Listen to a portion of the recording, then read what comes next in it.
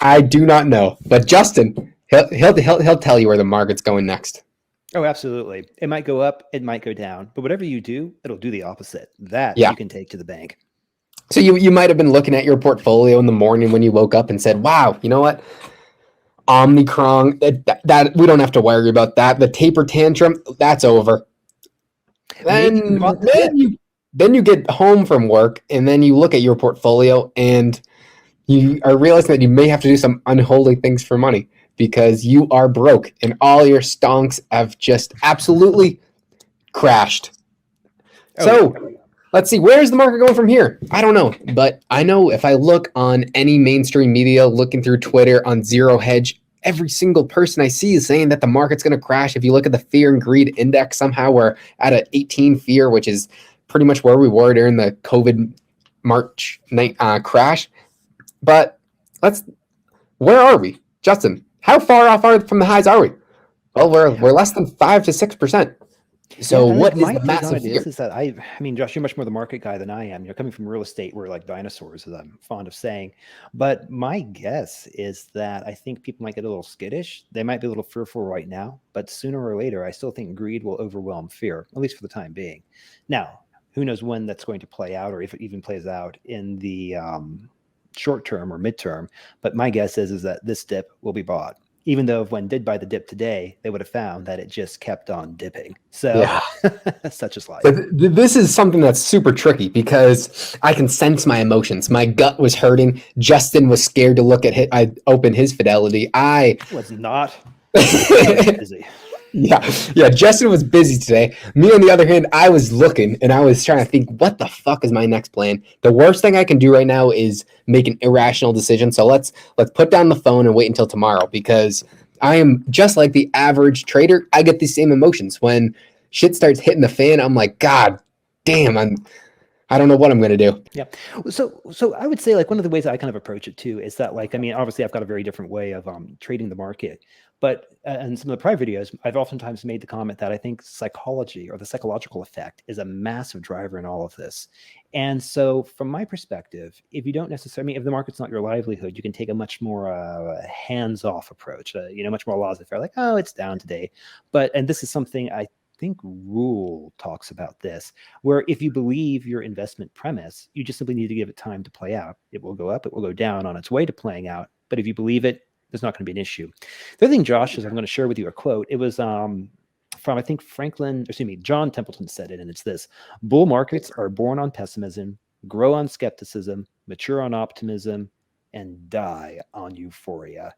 And I kind of get the vibe that we're still probably in that optimism and euphoric state. And I don't know where we are on this front. Again, like I'm not a market guy, but it's kind of like, we've talked about this before, like when you're in the gym locker room and you hear people talking about stocks, cryptos, or whatever. I mean, what was the old adage when whoever, what was it? Morgan, one of Morgan's associates back in the day when the shoe shine boy was giving him stock tips, the first thing he did when he got back to the office was sell everything. Yeah. So anyways, it is always a good time to fade the Fed. And we were just doing a video on this yesterday where they're coming out as they're now saying they're inflationistas and inflation's not transitory, where they're going to speed up the tapering process. But what's going to happen if the market tanks another 10%? Are they still going to say, well, we got to hold our ground? Inflation's running hot. The only thing we can do here is taper and then raise interest rates. No. Yeah. So anyways, Josh, like kind of the way I view it is from a psychological lens. I don't know, like I don't have enough data. I can't read people well enough to get like the consensus vibe of what the herd's thinking. But again, from my perspective, I'm very much fond of my silver miners. I'm very fond of a certain stock that will remain nameless, although it wasn't doing too well today, but that's a different story. And there's a few other things, but for the majority, because very little of what I have, the little that I do have, very little is actually derived from the market. It's relatively easy for me to remain aloof, probably too aloof from it. And honestly, I'd be much curious to hear what you've seen from your perspective. You follow this far closer than I.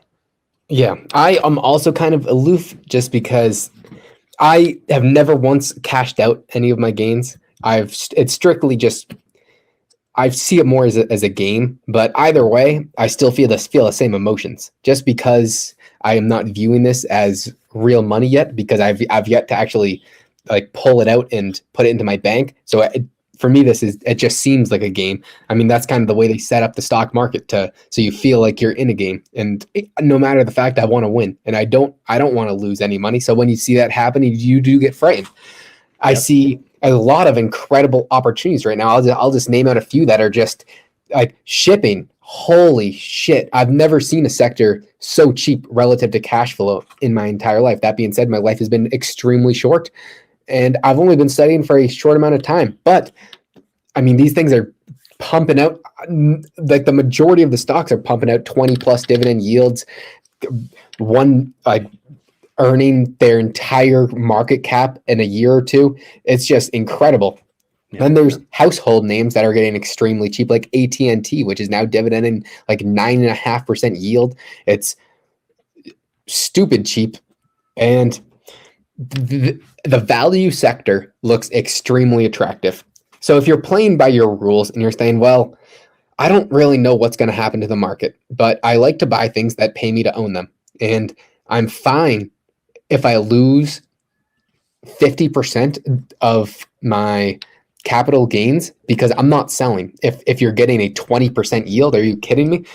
So right now, what I'm looking to do is I'm going to see how this plays out, but I do plan on buying the dip on mainly shipping.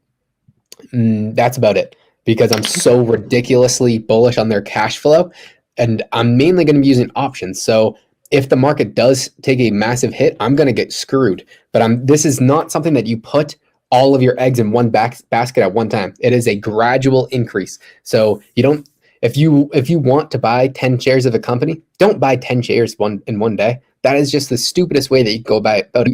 You average into positions. That is how you DCA, get screwed. Yeah. So I don't know where the market's going to go. Justin sure as hell doesn't know where the market's going to go. And anyone that says that they know where the market's going to go, they don't know that they don't know. That's what it boils down to. So there's extraordinary risks in the market, and if it tanks 30% right here, yeah, that makes sense. We're the most overvalued the market's ever been, so that would make sense. But here's the thing that I will guess this. I would guess that barring a material event that I don't want to say it's a black swan. So here's an example. Barring like a complete Evergrande meltdown, a Tether meltdown, something like that, I suspect the market will bounce back, and this will be a buy the dip moment. Now, does it happen tomorrow? Does it happen next week? Does it happen next month? That I don't know. But again, I would say that if you go forward maybe a quarter or 2 quarters, and again, assuming there's not some domino that falls that either we do see or we are not yet currently seeing, I suspect it'll bounce back. I do too, but I think the reason why it's going to bounce back is because of the government intervention.